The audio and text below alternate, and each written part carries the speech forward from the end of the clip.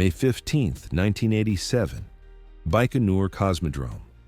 The largest rocket ever built by the Soviet Union ignites for the first time.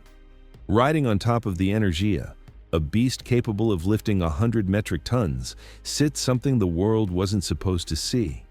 An 80-foot black cylinder about the size of a train car. Its weight, 80,000 kilograms. That made it the heaviest object humanity had ever attempted to put into orbit. This wasn't a space station. This wasn't a satellite. This was Polyus, a prototype orbital weapons platform designed to blind American satellites and, if the rumors from declassified KGB files are accurate, potentially shoot down Ronald Reagan's Star Wars missiles from space. The Energia performs flawlessly. The spacecraft separates cleanly.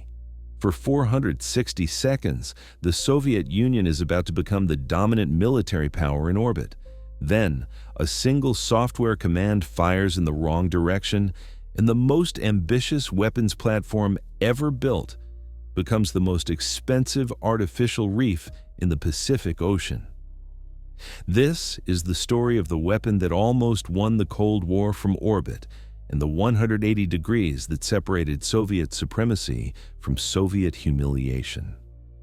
To understand what Polyus was and why it existed at all, we need to go back 4 years earlier to March 23, 1983.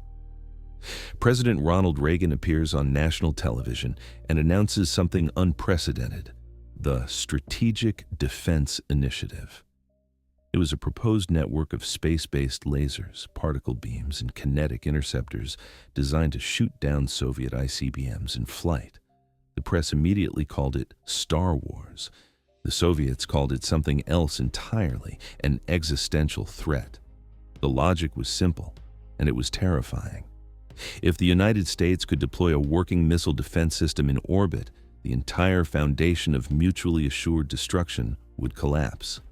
Soviet ICBMs would become irrelevant. The nuclear balance that had kept the peace for 4 decades would evaporate, and the Americans would achieve strategic supremacy. The Soviet response wasn't diplomatic. It was engineering. Within weeks of Reagan's announcement, NPO Energia, the bureau that would later build the Buran space shuttle, receives orders from the highest levels of Soviet leadership. Build a counterweapon. Budget, unlimited. Timeline, impossible. The directive was clear. If the Americans were going to put weapons in space, the Soviets would get there first. The program that emerged was called Polyus, though it went by other names during development, Skiff DM and Polis, among them. The nomenclature was deliberately confusing, part of the Maskirovka, the deception operations designed to hide its true purpose from American intelligence satellites that watched every move at Baikonur. The specifications were staggering. Total mass came in at 80,000 kilograms, length stretched to 37 meters, diameter measured 4.1 meters across. The primary weapon system was a 1 megawatt carbon dioxide laser designated SCIF. Secondary systems included anti-satellite missiles, though the exact configuration remains partially classified even today. The target orbital altitude was 280 kilometers, low enough to avoid the worst of orbital debris, yet high enough to have a commanding view of American satellite constellations. Development time? Approximately 4 years from concept to launch. To put that in perspective, the International Space Station took over a decade to assemble with international cooperation. Polyus was designed, built, and launched in the time it takes most defense programs to complete preliminary design reviews. The laser system wasn't science fiction. It was industrial technology that had been weaponized. Carbon dioxide lasers were already cutting steel in Soviet factories by the early 1980s. The physics were well understood. Scale it up, cool it with the infinite heat sink of space, and you've got yourself a satellite killer.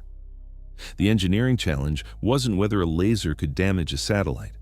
The challenge was dissipating 1 megawatt of waste heat in a vacuum. The Soviet solution was elegant and massive. Polyus would deploy radiator panels that extended like wings, bleeding heat into the void through thermal radiation. The panels were coated with specialized materials designed to maximize emissivity. The entire thermal management system represented some of the most advanced heat rejection engineering ever attempted. It had to work perfectly, because in space, there's no air to carry heat away. Radiation is the only option, and radiation is slow. The spacecraft's design was driven by secrecy as much as by engineering. To hide from American reconnaissance satellites, Polyus was assembled upside down on the Energia rocket. Its black anti-reflective coating faced space during ground operations, making it difficult to photograph and analyze. The Soviets built fake satellite mock-ups to place on top during photo opportunities, further confusing Western intelligence about what was actually being prepared. The Energia rocket itself deserves recognition. It remains one of the most powerful launch vehicles ever built. 4 RD-170 engines, each producing 7.9 million newtons of thrust at sea level, gave it a total thrust of 35.8 million newtons.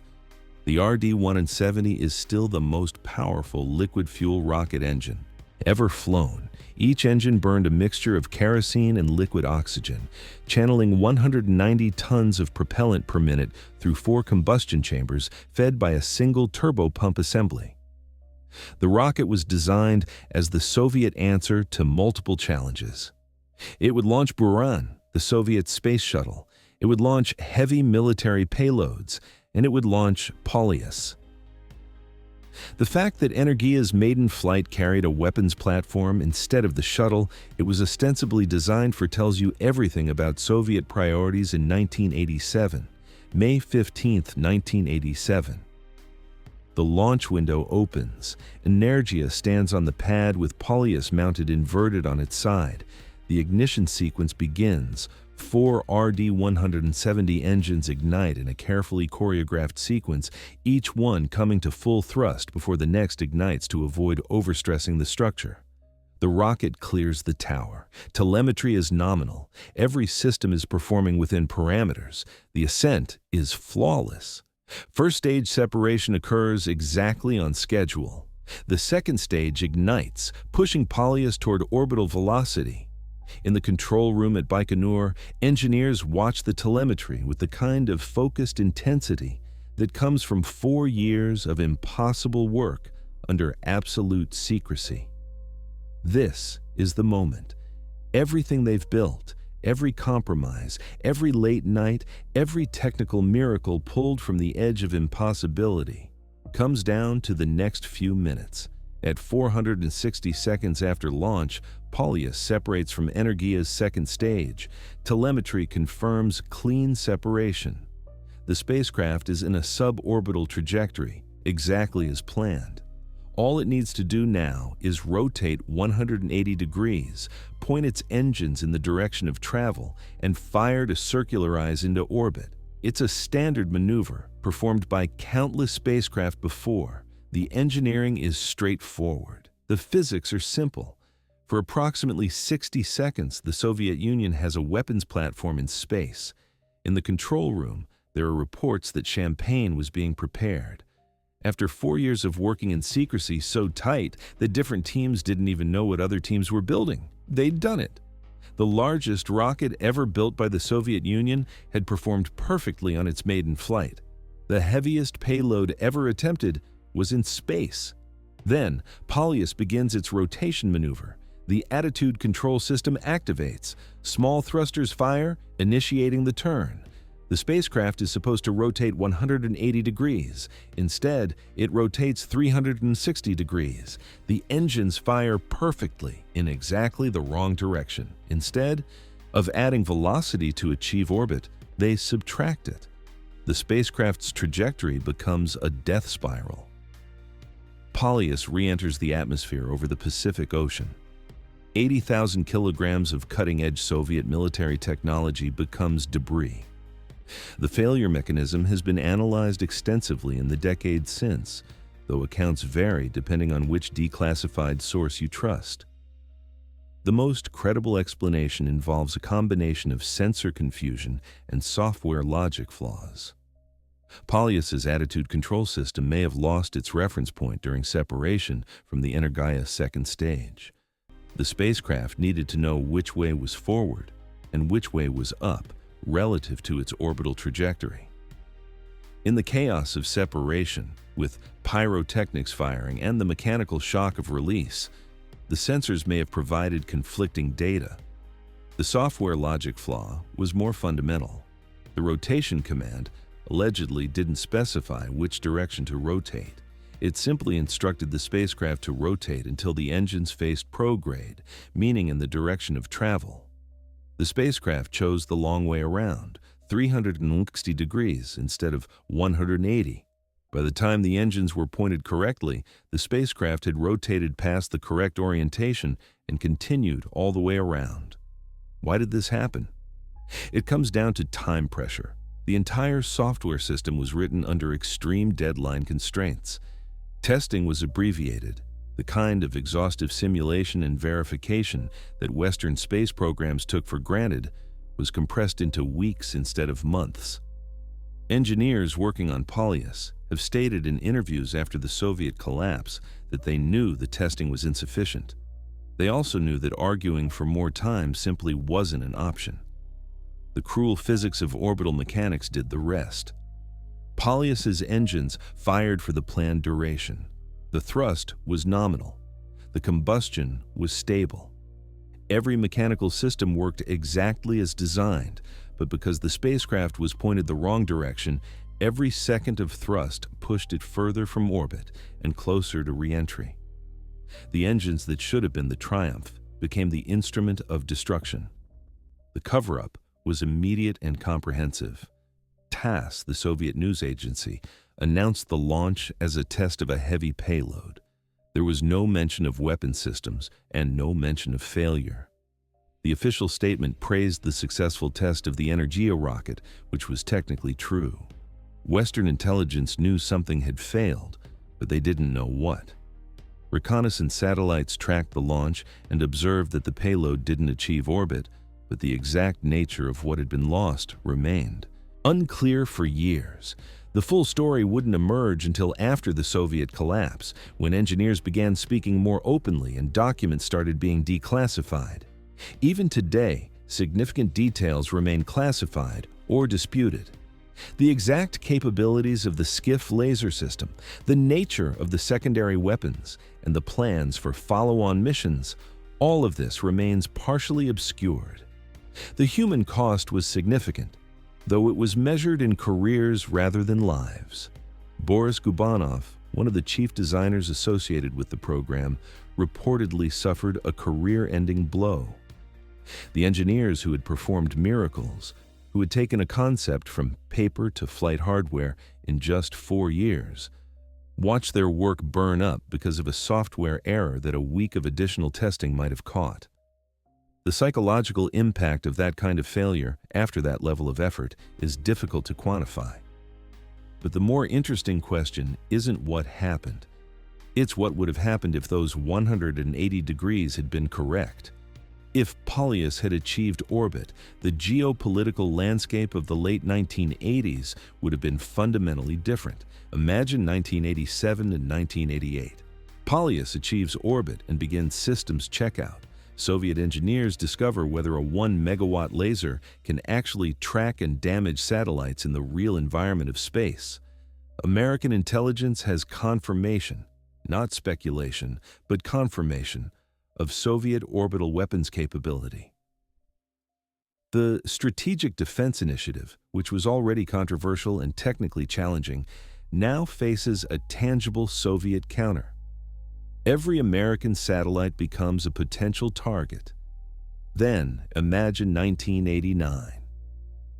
A second Polyus platform launches. Polyus 2 was reportedly under construction when the first mission failed. With a successful first mission, there would have been no reason to cancel the second. The Soviet Union begins deploying an orbital weapons network. Reagan's SDI program, which was always more aspiration than reality, faces an operational threat. Arms control negotiations take on a dramatically different tone. The Soviets are negotiating from a position of demonstrated capability, not theoretical parity. The 1990s, this is where the timeline becomes truly speculative, but the implications are profound. The Soviet Union collapses in 1991. But in this alternate timeline, the Soviet Union has operational weapons platforms in orbit during its dissolution. Who controls those weapons becomes a geopolitical crisis of the first order. The Nunn-Lugar programs, which were designed to secure Soviet nuclear weapons after the collapse, would have had to expand to include orbital assets. The technical challenge of safely deorbiting or disabling weapons platforms, potentially with degraded command and control, would have been immense. Some analysts argue that Polyus's failure may have prevented a destabilizing arms race in orbit.